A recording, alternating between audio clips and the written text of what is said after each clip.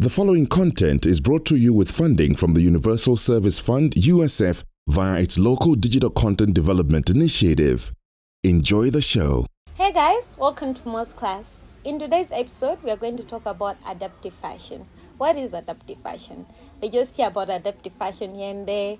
We want to understand what is it that people try to mean when we say adaptive fashion.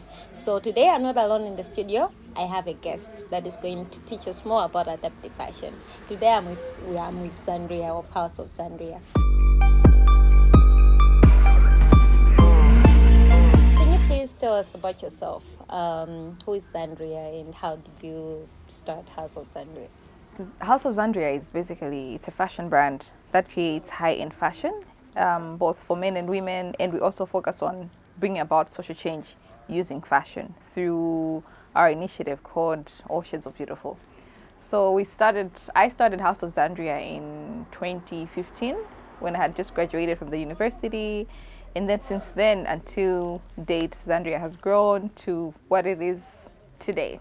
You are more like the role model of adaptive fashion in Malawi. Can you just tell us a brief about adaptive fashion?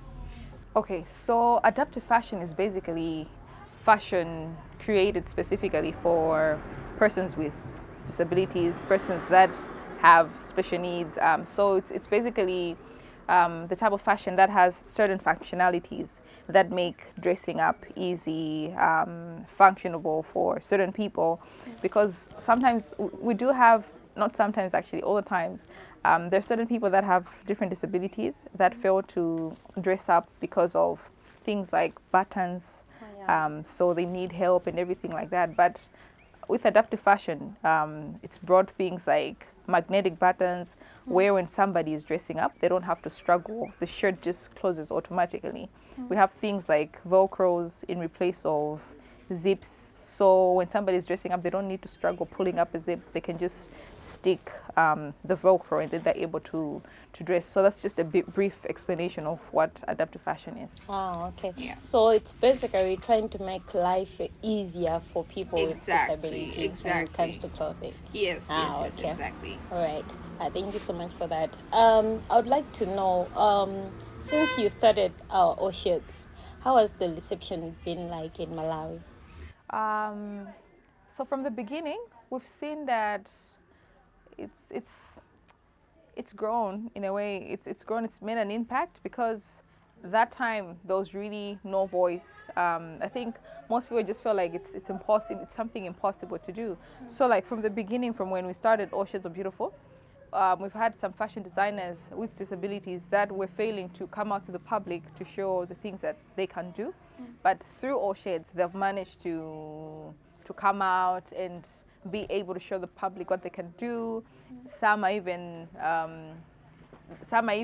there to empower other fashion designers with disabilities. So it's grown because it's also, I feel like Oshitz has also birthed other initiatives from other organizations that now they feel like, oh, if Oshitz can do this, then we can also come in and, assist in this area and everything like that. So I feel like that area, it's growing. It's like Oshitz started it. It showed people that this is what can be done, and then now people are following that to see that if they did it, we can also do it. We can also empower different people with disabilities. So yeah, the response has been amazing. Oh, okay. Yeah. That's really good. Yeah. In terms of the market, focusing on the people with disabilities, do you think the market is big enough? Like since we started Oshitz, how has the market been like?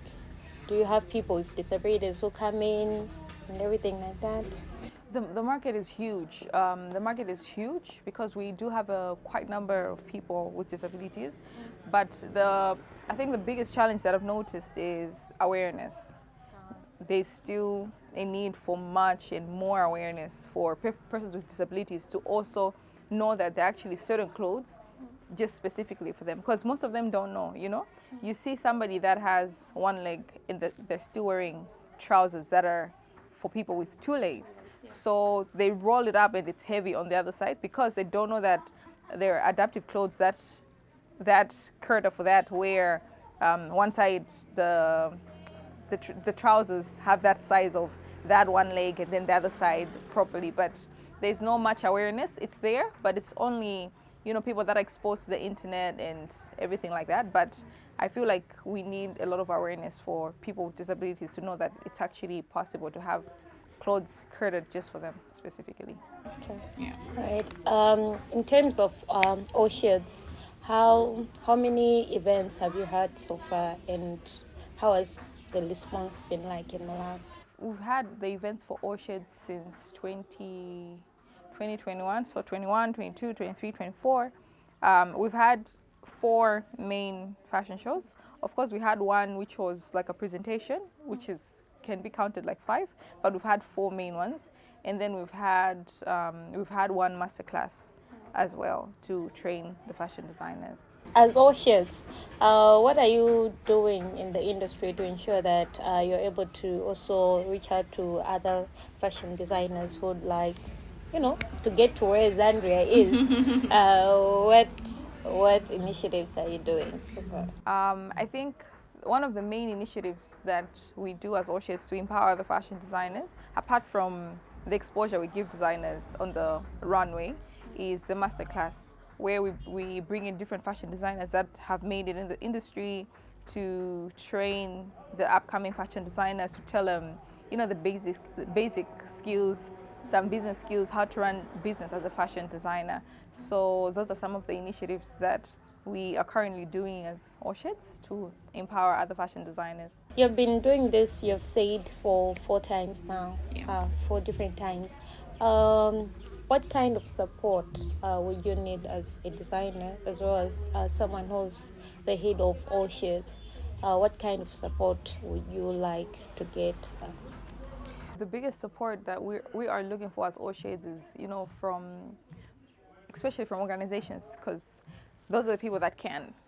We need, you know, help in different areas. At times we approach different organizations, but some still don't get it, because it doesn't seem like something that's trending, you know. So it's about we need them to pay attention to this, to see how best they can assist us in this, because we do have different trainings, you know. So we look for things like sewing machines to even give to some of the fashion designers with disabilities that we are training. So we are able to train because we have those skills, but we don't always have enough resources to give these people. Yes. So I think in terms of resources, then we really need support on that. Okay. Yeah. In terms of monetary support?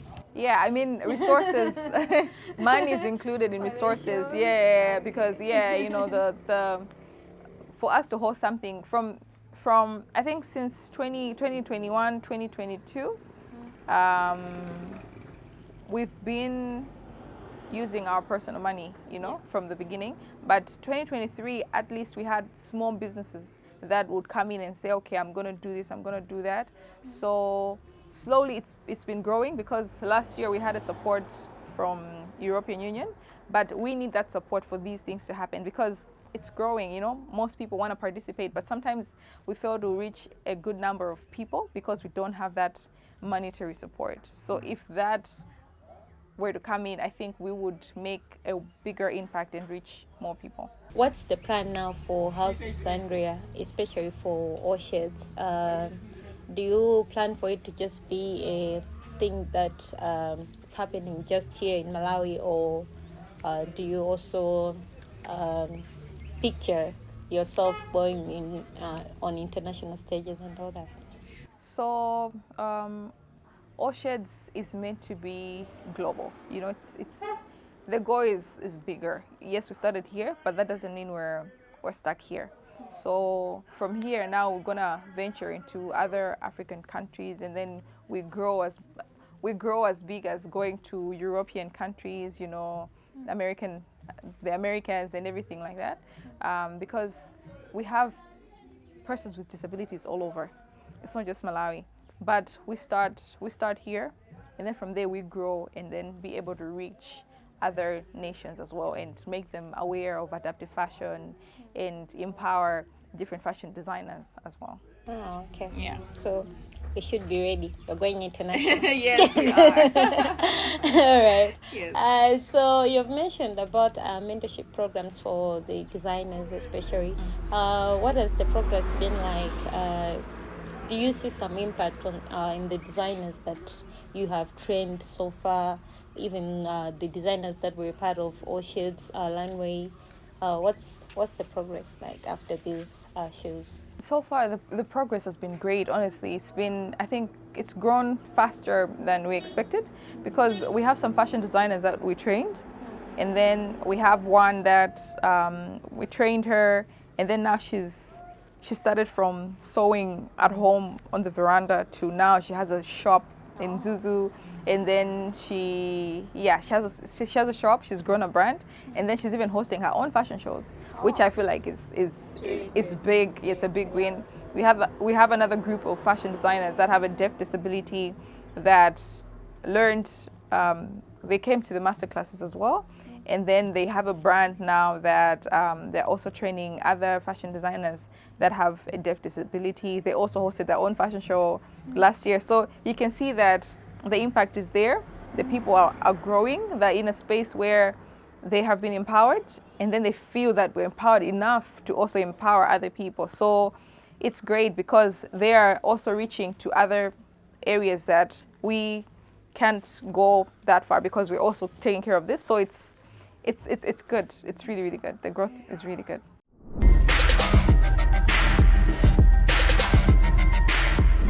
Walk us through Oshitz, the process, how you started and how it is right now. So the main thing that started Oshitz was the gap that's there in the fashion industry, especially for persons with disabilities. I would meet different fashion designers that are really, really good, but they don't really have a platform to showcase their work. Some upcoming fashion designers that they didn't really have a platform to showcase their work. So so we came up with the idea that, you know what, how about we create that platform, and then we also do it in a way where we empower these fashion designers to get and reach to a point where they can even empower the fashion designers. So starting in 2021, so 2021 was the launch of All Shades of Beautiful, and it was the time where we just created a platform for exposure. So we gave the people exposure. So 2021, we gave our fashion designers the exposure. And then in 2022, we're like, okay, we've given them exposure. What can we add on top of that? So now we give them exposure and then a market. So we create a market where they can sell the products. And we managed to get some deals that some of them were able to showcase their work on international platforms and get different markets outside. And then in the third year, where we felt like, okay, we need to add another impact. Yes. So now it's exposure, the market, and then we added the business skills. And then now the fourth edition of All Shades of Beautiful, which we did at the EU Ambassadors Residence. So that was a bigger platform because now these people are being exposed to decision makers, international clientele that they had a direct market to, and then we had different exhibitions where they're able to interact with the fashion designers and the people there. So yeah, we can't talk about Malawian fashion designers without the name Xandria popping out. Actually, it might even be the first one to pop out. Like, okay, House of Xandria. So how did you get there? To get the whole popularity, to be marketing your products. How did you get to that point? I think the main thing for us is consistency. So consistency and not limiting our creativity, because people are used to a certain type of art. So it's okay, let's do the normal that people wear and everything like that. So I remember even when starting, there would be some clothes that people go like, hey, who's gonna wear that, But then you see a couple of months later, once that thing got attention because it's weird, and then you see other people trying to also do the same thing, So I think because I can say we're one of the first people to try to break out that barrier of limitation on parts of creativity. So that's got a lot of people's attention, because it's like, how dare you do that, you know? Yeah, so it's like, oh, going to wear this, yes, oh, she's weird, you know? And then people are like, oh, a newspaper dress, what? You know, things like that. So I think that's one of the things that got us most of the attention. And then you see, especially people like celebrities also like attention. So when they see there's someone getting attention, they want to be associated with that as well. Plus, most of these people that are known, you know, they're in the creative industry, so they like creativity. So seeing a place where they can get something done creatively, I think that's one of the things that also attracted them. So with the use of social media, it's easier to reach a good number of people, you know. This one has it, that one likes it, and then it's a circle that goes on, especially when it's something that people are talking about. It's gonna blow up eventually. Okay. Yeah. When it comes to marketing on social media, do you have a strategy, or it just happens that, okay, I'm gonna post, you know that? I think with social media, because of using it for a long time, you learn to see, okay, these are the hours that most people are online. So if I post this, it's gonna get good attention. And sometimes, you know, you need to read the room and see, okay, is this the right time to post this? Because sometimes you see maybe it's a day where everybody's sad and people are posting sad things, and then you post your outfit and nobody gives it attention, because it's like the mood is not there. So I think one thing about social media marketing, you need to be in it to know the people, to learn how to do it, because if you just go there and throw things and leave, you don't really have that connection with people. You don't really do it at the right pace and the right time. So yeah. Okay. All right. So I'm sure there are so many designers out there who'd like to learn a thing or two from you. What tips can you share with upcoming designers, or someone who just want to become a designer but they don't know where to start from? What advice can you give to them? I'll start with the starting. When it comes to starting, especially a business, fashion, I feel like, you know, just start. I know it sounds so cliche, because I'm sure people have heard that so many times, just start, but it's true, you know. You should really just start, because like for Xandria, I started with one dress, you know, a black dress that I saw by hand and made my friend wear that dress, took a picture, posted on Facebook. From there, that's how the brand grew, you know. I didn't start with chunks of money. I actually started with, I think, maybe 3,000 kwacha at the time. I think it was 3,000 kwacha. I bought this second-hand fabric and, you know, did the dress and everything like that. So if I had waited for tons of money, I couldn't have started, because, you know, money is never enough. So when you feel like, you know what, I can start. And you can start a service without having chunks of money, you know, because it can literally just be styling somebody, and then they pay you, and then you do this and that, and then you collect that, and then you can create a brand through that. So for people that want to venture into this, just start. There's never the right time to start. I think word of encouragement is, for me, I always say be consistent in your craft, and also don't limit yourself, because most people limit themselves according to, okay, what are people going to say, how is this going to look, you know, and things like that. So don't limit yourself.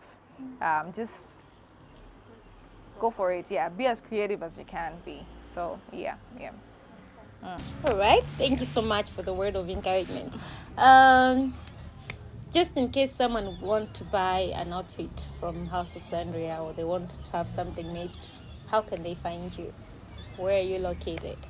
So you can find us in Area 18B. The complex is called Bluebird Complex, or you can find us on social media. On Instagram, it's @Xandria. Facebook, Xandria Fashion Brand. TikTok, Xandria. Twitter, it's also Xandria, but with Xandria with an X. Okay. Definitely with an X. So All right. that's how you can reach to us. All right. Yeah. Thank you so much for having us today. Thank you so much for having me as a guest. Thank you. That's all we had for you in today's episode of Maurs class. I hope you've learned a thing or two about adaptive fashion, and also how you can start, and also some things about the fashion industry here in Malawi. I'll see you in the next episode.